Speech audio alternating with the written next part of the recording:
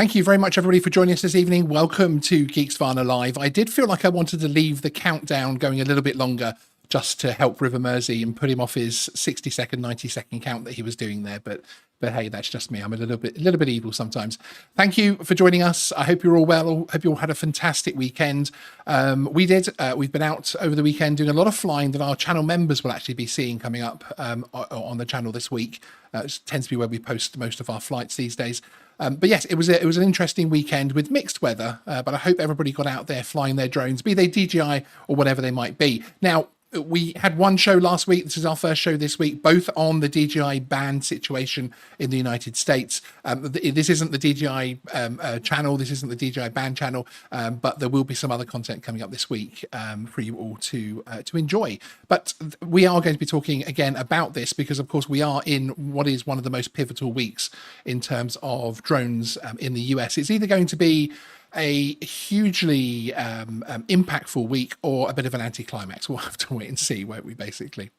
But as explained in our live show last week, we've been researching the story regarding a potential DJI ban in the US for a good couple of years now, mainly focused on the information and evidence that's released by those politicians and officials who have suggested curtailing the Chinese manufacturer's ability to import or sell their range of consumer and enterprise drones. Now, to date, it has been absolutely clear that none of these politicians or officials have put forward anything like as strong a case as you might be expecting, keeping in mind that not everything can be simply published and there are sometimes good reasons why some things are deemed secret. But in order to win over the wider public to support banning a popular and well-regarded product, it does feel like we still need more at the moment.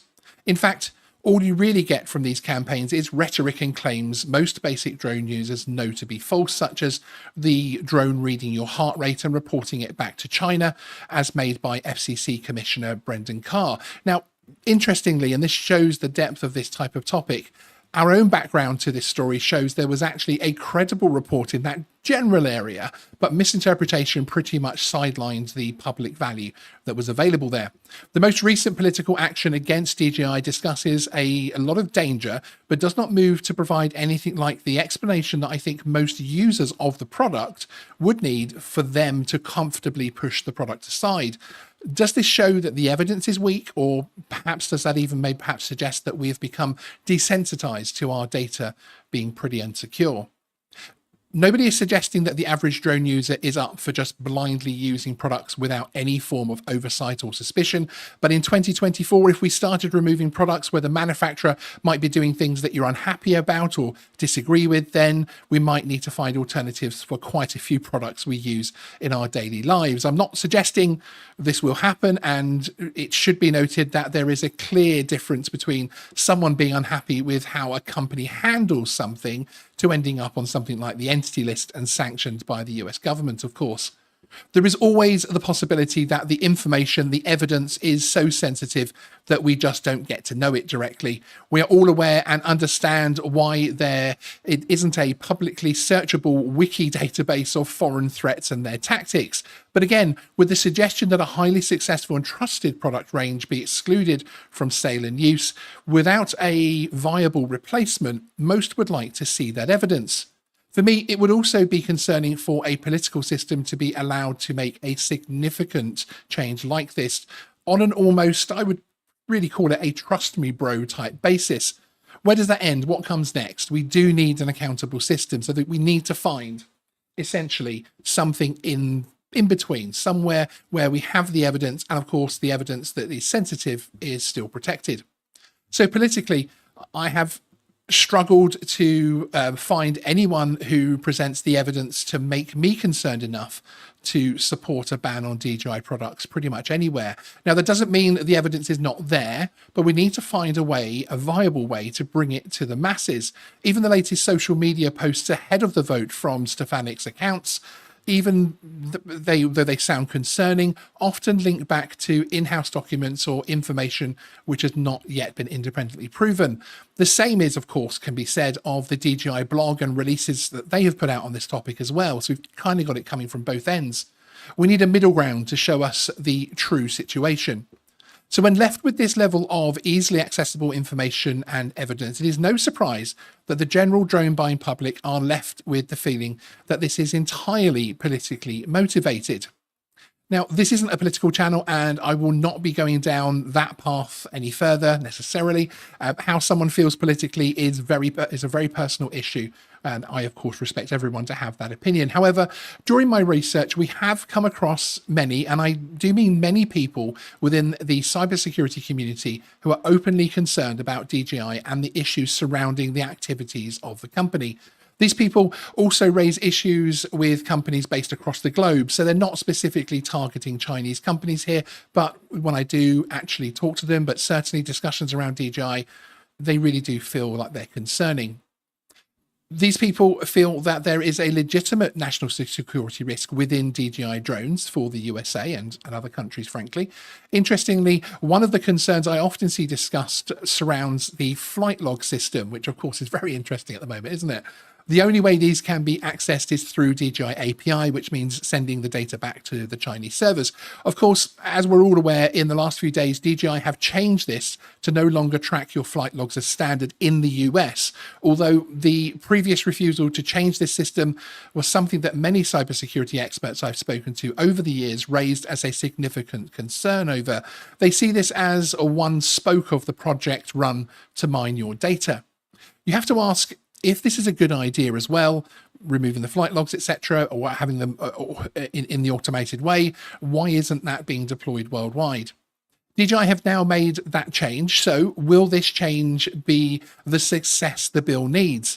Probably not, in my opinion. That's because this bill is more of a political move than one based on technical evidence. There is no TikTok-style ultimatum. There is no stop sending flight logs and pictures to China or we'll revoke your FCC approvals. You know, they're not saying, as with TikTok, it needs to be purchased by an American company or servers and everything else. Or the ultimatums actually within those bills. It is certainly a strong step and might actually be enough to swing some representatives away from supporting the DJI ban. We will see this week if it is enough, of course.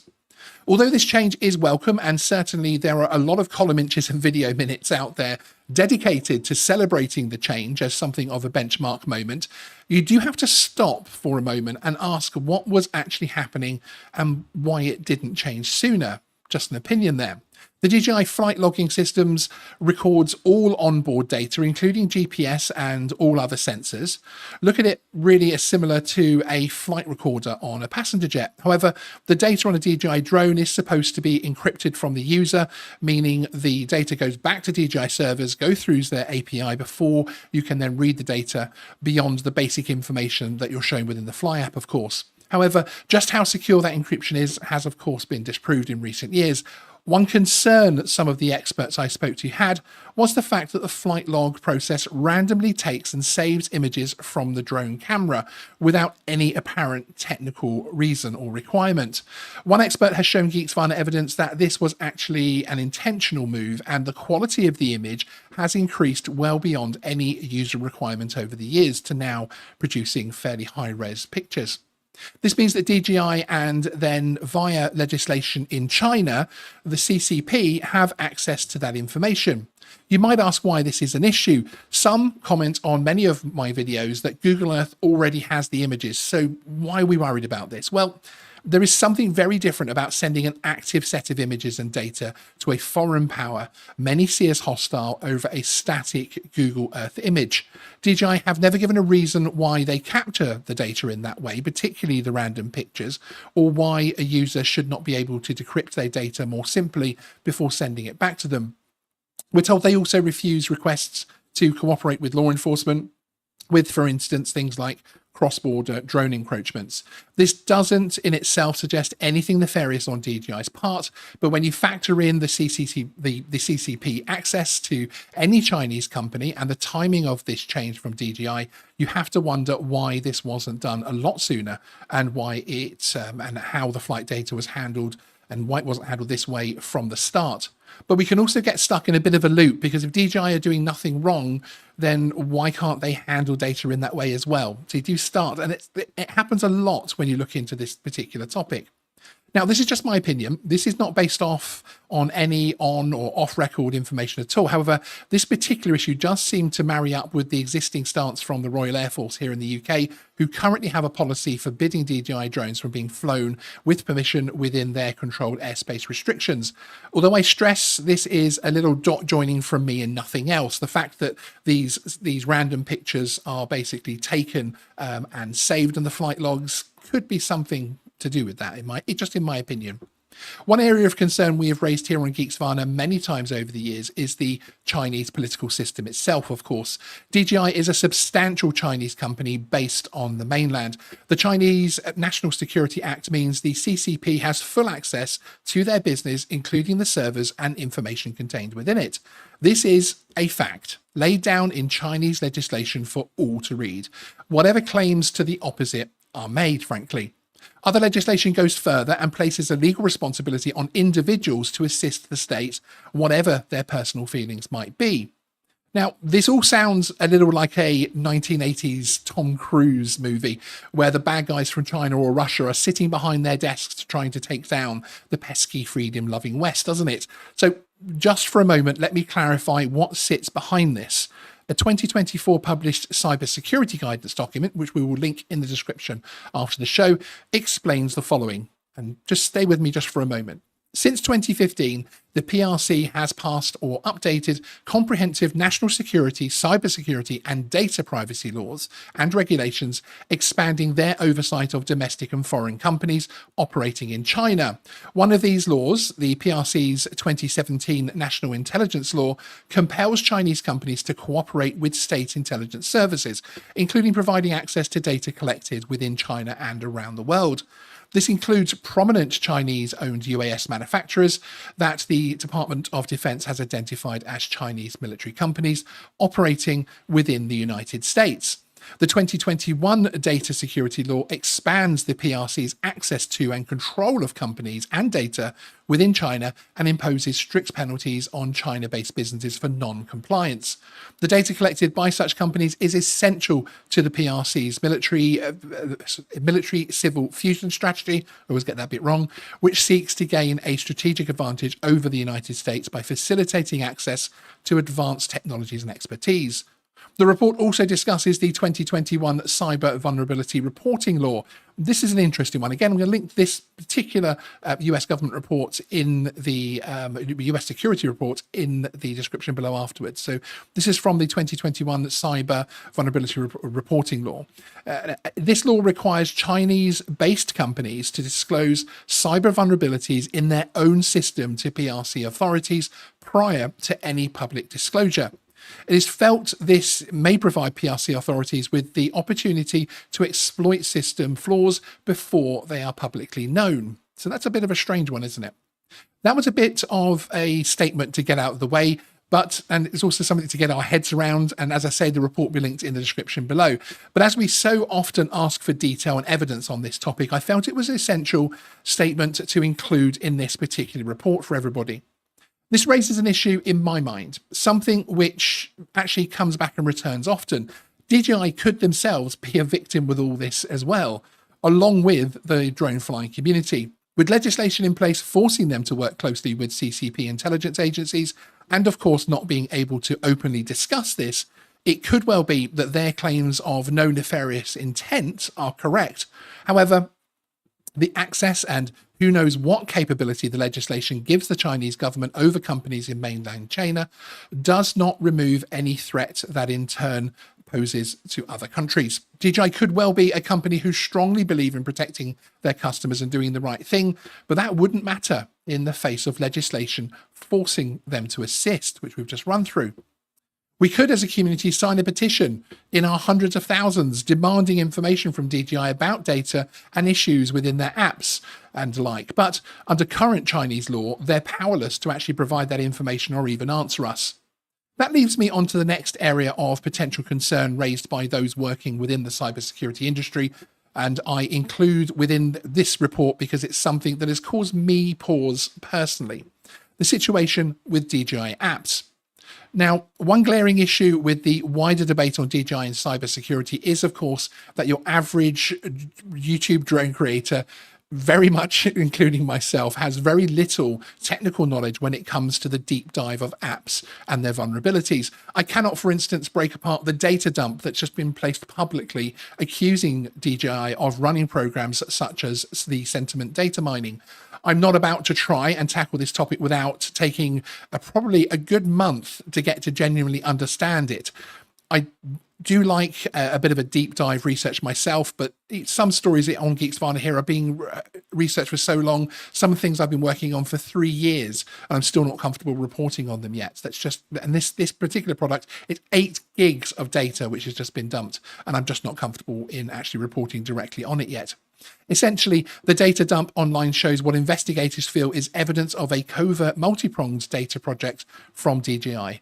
This mines data from users and returns it to Chinese servers. It also shows vulnerabilities in the app offered by DJI that, if misused, could threaten the data security of users or worse.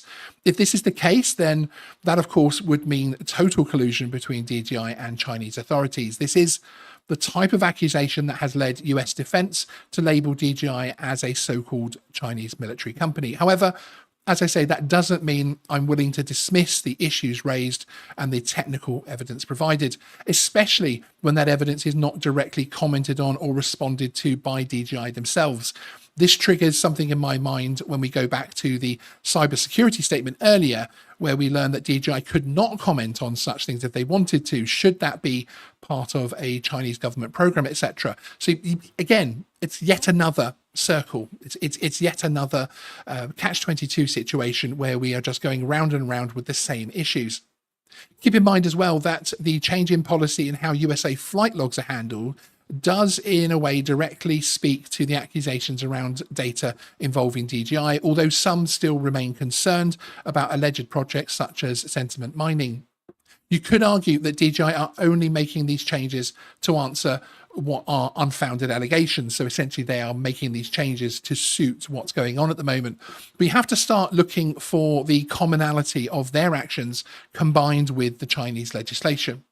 However, at the user level, I remain completely comfortable with flying with I remain comfortable with the DJI Fly app not being available on the Google Play Store, mainly because it's not actually being actively used on my phone, etc. But it's something that I've been uncomfortable with for quite a while, and giving DJI permission to auto-update the app directly onto my phone, etc., something I've removed recently. This has become something I'm less worried about, as pretty much all the DJI drones I fly these days are via some kind of screen controller or goggles, meaning access to the data on my phone is now limited for that particular app. But again, that doesn't remove my concerns, only limits how much it triggers me personally, I suppose you could say. In creating this video and others over the years on this channel, I've spoken to many cybersecurity experts, including former employees of DJI. One factor of concern is the uniformed response I gain from these experts.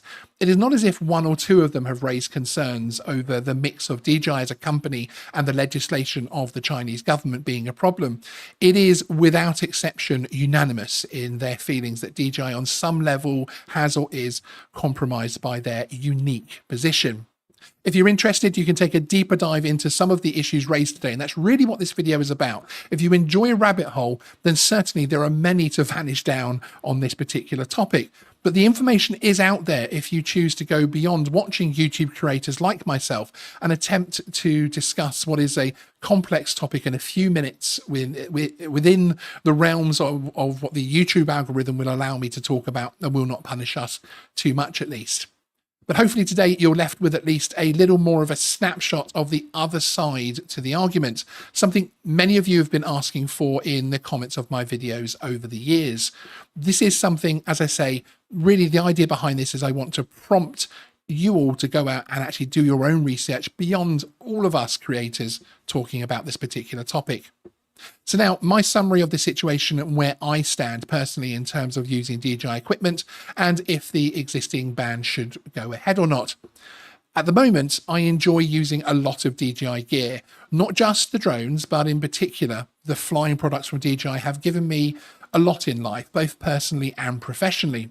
Personally, I've always been concerned about the app security and flaws, but then I share these with many other apps from companies around the world. DJI are by far If there was a top 10 apps I'm concerned about being on my phone, DJI aren't really even necessarily in the top 5 there. Since I carried out the deeper dive on Chinese legislation a couple of years ago, I always felt this would end up being a dead debate almost. On one side, you have a Chinese drone manufacturer who are beholden to legislation in place in their country, directly forbidding them from discussing most of this topic openly. On the other, we have international intelligence communities unable, of course, to go too deeply into discussions on concerns against national security. So we end up in the middle somewhere with people from both sides putting forward their arguments, but unable to have truly open discussion. Somewhere in the middle there, we're all caught up in it. Add into this mix the substantial lobbying from both sides and the financial interests at the heart of the US drone industry, you end up with something of a mess that would take years to unpick, sorting the bias from the truth.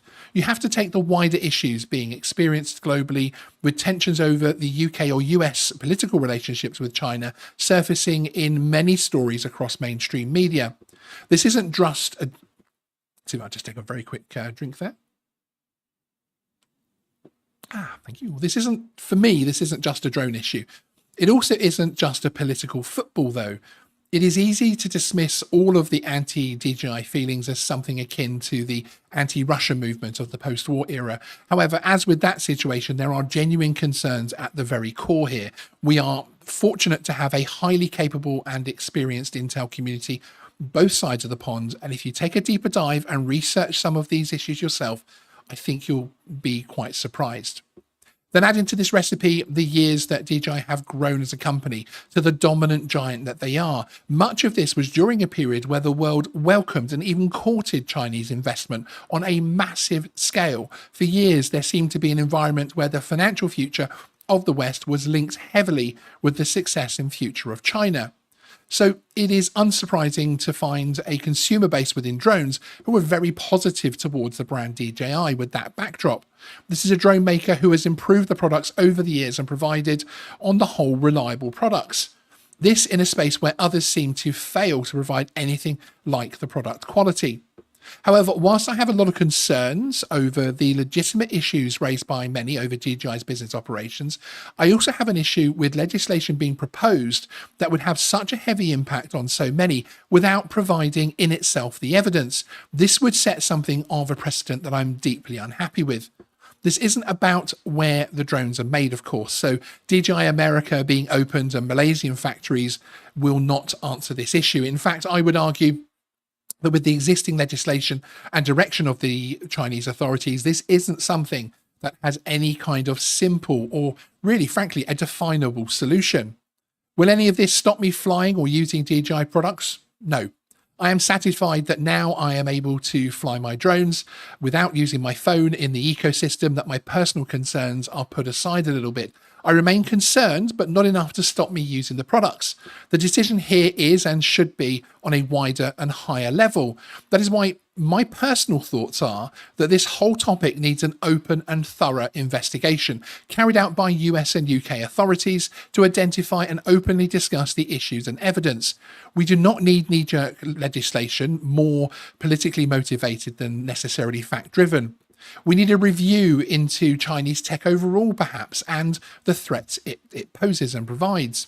Although I would also warn Western governments that this would likely bring a lot more questions in terms of their policies and actions as well. So again, poking the bear, you never know what comes out of it, frankly.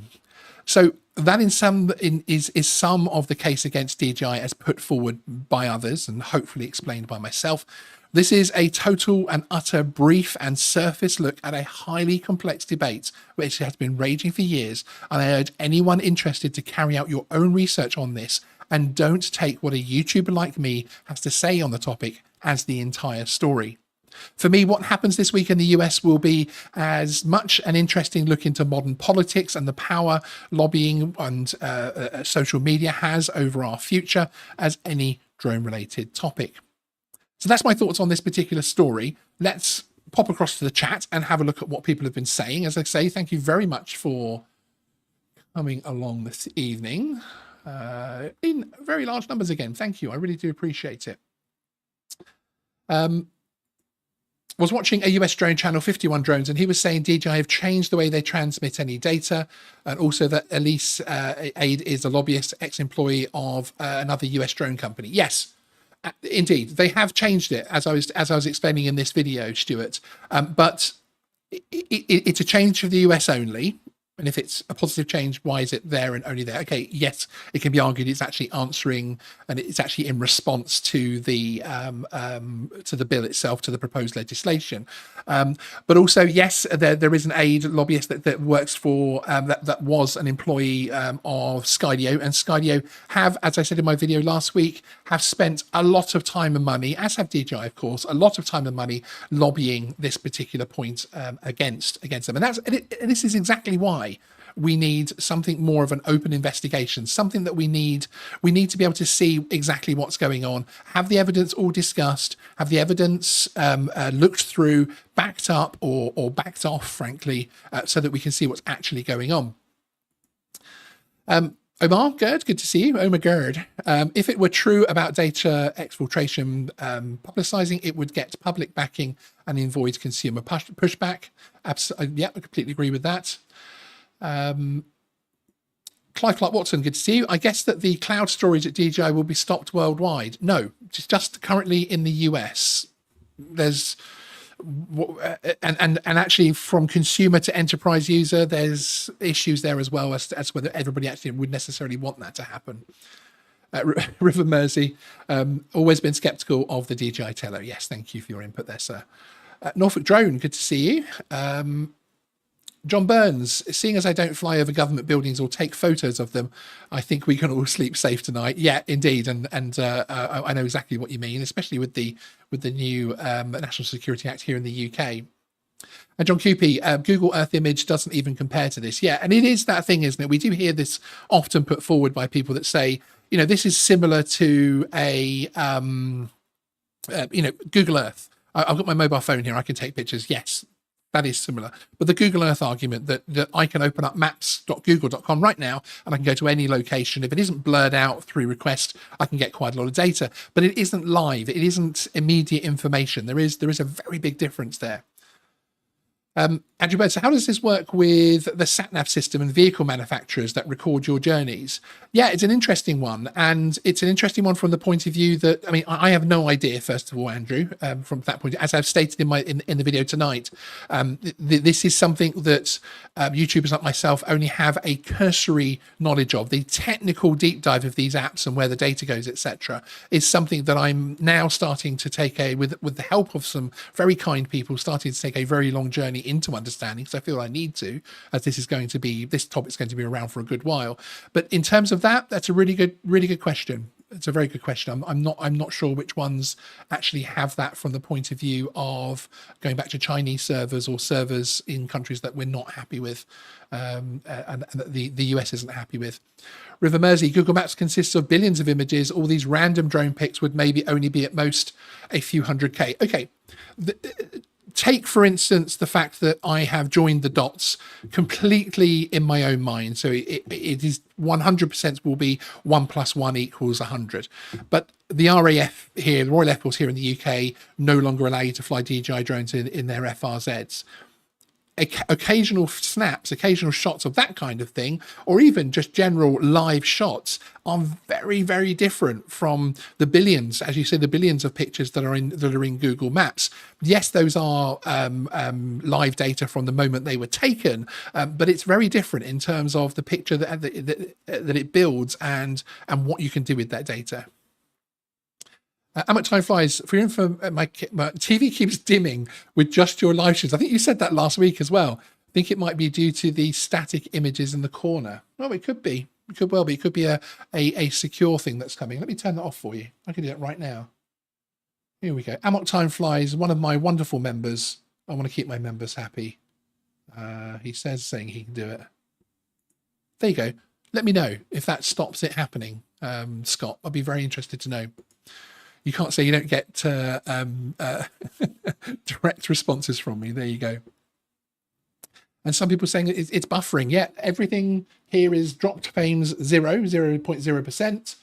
going out at 6,000 kpps. Everything this side is working very well. It could be there is occasionally an issue with YouTube servers. The only thing I could suggest is turning down the quality. If you're on 1080p, turning it down to 720 or something. But yes, John Burns, that could also be the answer. Sean's not paid his internet bill. It could be indeed. Oh my God says, I'd love to see what info is sent, and probably remains thankful I don't fly DJI. Anything that replaced them would do the same, just a different company gov, only deemed adversarial for now. Yeah, and I've got a lot of sympathy for that point, because as I've stated earlier in this video, you only have to go back a few years and we were all being told that Chinese investment is the best thing literally since sliced bread, and it was not only being openly welcomed but courted as well, with even nuclear power stations and telecommunication networks, etc., and that type of thing. So it is I 100% agree with what you're saying there, frankly. Don't worry about the Chinese. This is Geeksvana. At least 3 people in the chat are already hacking it. Yes, thank you, Andy. I appreciate that. And what time flies? Rhetorical question. What data could DJI be getting from my phone, let alone my drone, that any Chinese agency could or couldn't already get with any connected device with chips made in China already? Well, it's not necessarily about the chips, etc. It's about the app and about how the app works. You've got something called SecNeo, which is one of the things on the app that I believe is one of the issues for the app being registered on Google Play. On the Google Play Store. But essentially that can be used as a backdoor to do pretty much anything you want. And it's one of the things that I'm learning more about, that I will give you more information about in the future. But that's one of the reasons. So it's specifically what that app can do. We all know the stories historically of Flappy Birds being able to access, allegedly being able to access your contact list and that type of thing, etc. So there are things there. And it's more to do with the app than necessarily the made in China chips. In actual fact, you know, the app could be made in the US. That whole thing of where something is made isn't necessarily, and where those chips are isn't necessarily the issue. Drones that are on the blue list, that are on the approved list in the US, they have Chinese parts in them. It's just about the IP, the data, everything else is completely secure within that country. Parrot drones moved their IP across to the US and partnered with a military manufacturer just so that their drone can, their USA drone could actually get the tick off and could be approved, and was seen as a completely US secure entity, essentially, I suppose. It's a very bad way of describing it, Sean, but there we go. Elsa Meghead, thank you for being a member for 46 months and looking at actually how that comes up. Really appreciate it. Keep the info coming, Sean. I will, Andy. Thank you. And Big Bear, a $10 super chat. Thank you, Big Bear, for the super chat, especially as you're already a 24-month channel member. Thank you, Mark. Keep up the great work, Sean. Thank you, Mark. I really do appreciate it. So this is something, as I say, the only thing I'm trying to do this evening is not say, I think, you know, anyone good, anyone bad. That's not what I'm trying to say with this video. What I'm trying to say is look beyond what people like myself are telling you. Look beyond necessarily the narratives and the rhetoric that's being thrown out by both sides, which you know, from DJI's press releases and from Stefanic's press releases, I can go through with my limited knowledge and experience and tear those documents apart in terms of where that information is coming from. But there is a lot of information out there. There's a very large community out there that do talk about this. They've done a lot of work on this, and that the information is out there in fairly plain English for you to be able to digest. We are also working actually on bringing that to you in a far more easy to understand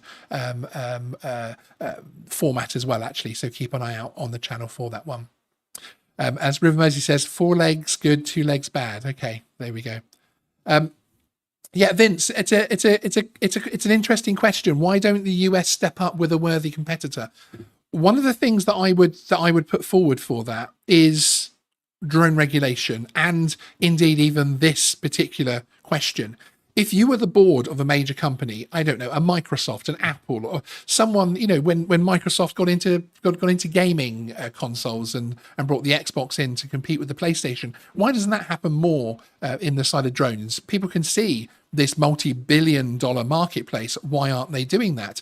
yes, behind in tech, as you've just said as well, but also it is about the stability of the financial and business environment, in my opinion. You're looking at a situation here where basically companies cannot be confident of the regulation outlook, and being able to say, if we invested X billion into becoming a major drone manufacturer for the consumer or even the enterprise market, we cannot see a situation where that is going to be guaranteed moving forward. We all fear these things. We all fear that the hobby is being pushed out of the sky and that type of thing. And that is something that a board of a major company would look at. And one of the reasons why I think we see more enterprise drones and more specialized drones being developed these days than anything to do with consumer drones. But that's just my opinion. And I'm talking in that in terms of consumer drones only. John Burns has some laughing faces there somewhere. I hope Microsoft don't make drones. It'll start updating at 120 meters height and 300 meters distance. Yeah, indeed. So keep an eye out this week. There is a vote tomorrow. There's obviously the discussions, the debates, etc. going on. I don't think I've seen much coverage of it actually coming out, being live streamed or anything. I'm not sure if, because of the whole sort of defense nature of this, means that won't happen. Then I'm not sure on that. Yeah, Amok Timeflies, thanks for the £2 super chat. I'm not saying this at this stage of not saying that at this stage of it. Okay. She sells seashells on the seashore. Is that good? Yeah, you say sorry for it, but there we go. SGM Drones and Media, good to see you. All downloaded apps harvest data. Nothing's free. If you think you're getting something for free, then think again. Yes, it's always the thing of, if you think it's free, then you're the product, isn't it? Is very, very much true. Even Tesco, etc., collect your data. If your phone has apps data, it's collected on all of them. Sean sells, she sells. I like that, Vince. Yes. If you're watching the replay and you don't see the live, I just bring that one up as well. So I apologise that I'm going off the on-screen bits sometimes there. But yeah, it's an interesting one. But again, it's a deeper, and this is part of the problem with this particular topic, that people will bring up, Facebook as an example, or this, or other apps, etc. But this is a specific issue with a specific company, which is why, of course, they're going after this one company, and why we're not just talking about Chinese drones in general, basically. And it is something which there are arguments on both sides of. So I agree with you completely. As I say, if you think something's free, then you're probably the product. Your data is the product. But I think there is slightly more complexity to this. John Coopy, many have stated they quit or will quit the hobby due to regulation creep. Not the best time to convince investors to enter a market where consumers feel like exiting. Yeah, it is a difficult one. I mean, I look at just the UK, and we're going through another review of our drone regulations here. And I'm a drone regulation geek, so I enjoy it. I enjoy the debates and the looking at the forms and all this kind of thing.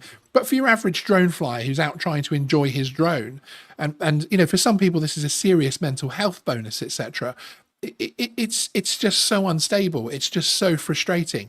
And if you translated that into the business world, then yeah, into the investment side of things, then yeah, I agree with you, John. It's just not something that people are going to want to do, basically.